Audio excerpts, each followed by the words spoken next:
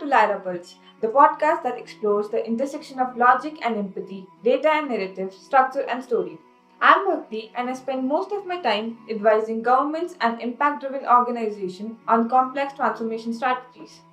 And I am Vikas, a strategist who helps clients communicate change that sticks, not just in boardrooms, but in hearts and minds. Today we are diving into a powerful story of storytelling, not fiction, not fluff, but a consulting presentation that helped reshape national policy in Southeast Asia. That's right, it's a case that becomes a bit of legend in boutique consulting circles. A small firm without brand power of McKinsey or BCG walked into a government meeting with a skeptical infrastructure committee and walked out with the foundation of National Rural Transport Blueprint. What they did wasn't magic, it was mastery. They understood that in consulting, storytelling is more than style, it's strategy. It's what turns insights into action and PowerPoint into policy. Let's be honest, too many consulting decks feels like a data dump. They are packed with analytics, frameworks, benchmarks, but they miss the emotional connection that drives real decision making. It's not just about adding a photo or a code. As Mike Adams, a storytelling expert for consulting, puts it, the hero of the story is us, the consultants. And the problem with that is that your listener doesn't identify with you. They identify with that other poor, helpless, hopeless person. Exactly. When we center ourselves, our brilliance, our frameworks, we lose the audience, especially in public sector consulting. Your audience need to see themselves and the people they serve in the solution. And that's where this budding firm comes into picture. From the very first slide, they told a different story, not of best practices or bold ideas, but of a midwife walking hours to reach a village. A student who had to skip school during the rainy season. They anchored the strategy in the lived experience of citizens. To give our listeners some context, rural mobility in Southeast Asia isn't just a transport issue, it's a development crisis.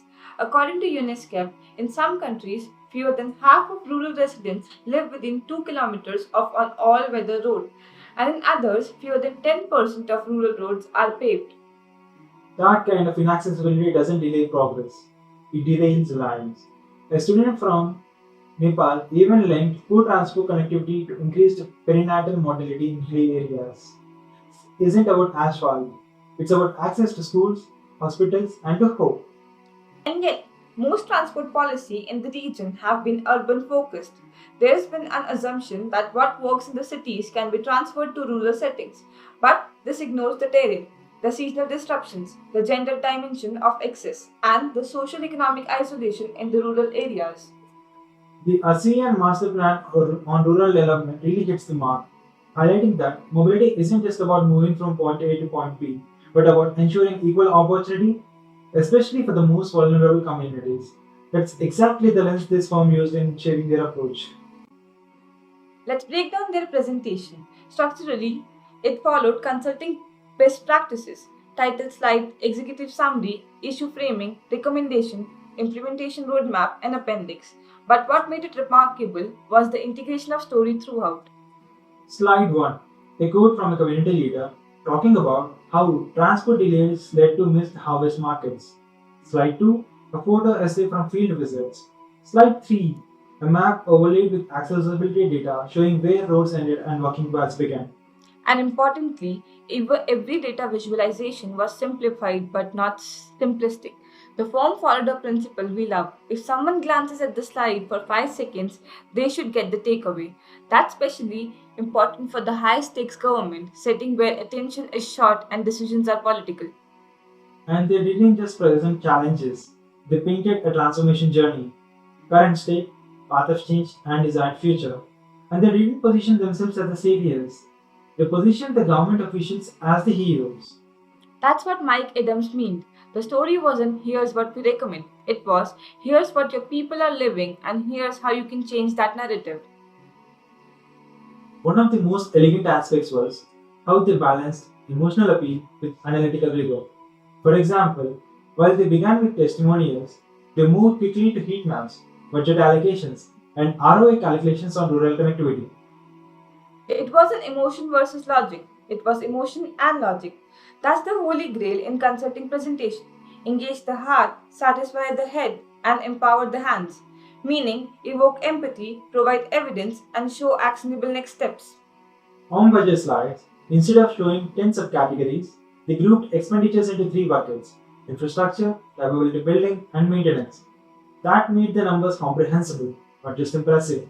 Exactly, because decision makers don't need to be overwhelmed, they need to be equipped.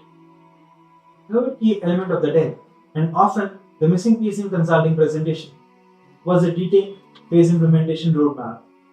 Not just theory, but real timelines, risks, contingencies, and resource flows.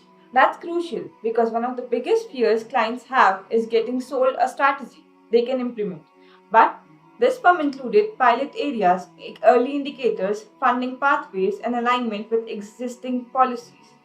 And this wasn't a cookie cutter roadmap, it was grounded in local realities. They considered monsoon seasons, political cycles, and public procurement capacity.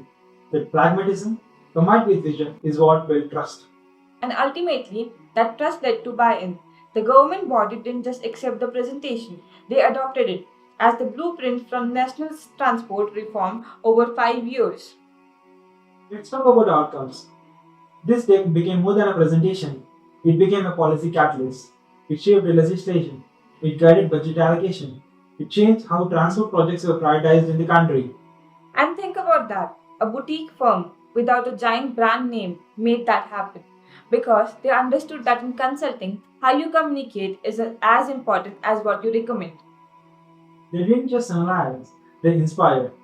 They didn't just inform, they empower. And they did it all by combining hard evidence with human stories. So, what are the takeaways for consultants listening to this? Here are four.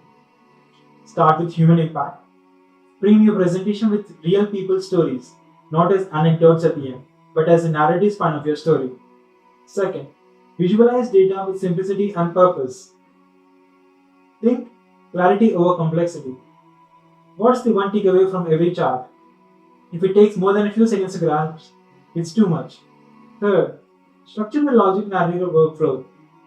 Design your deck like a story arc: current state, tension, transformation, resolution. Lead your audience on a journey. Fourth, bridge your vision with practicality. Give your clients a path they can walk, step by step. Show them what change will look like in year 1, year 2, and beyond.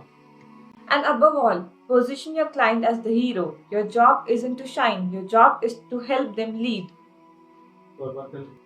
And that's a wrap on the episode of LyraPulse. We hope today's deep dive shows that storytelling in consulting isn't fluff. It's structure, strategy, and soul. And if this spark ideas for your next deck or client pitch, share it with your team. And remember, real influence comes from connecting intellectually, emotionally, and practically. Until next time, keep telling stories that move people and strategies that move nations.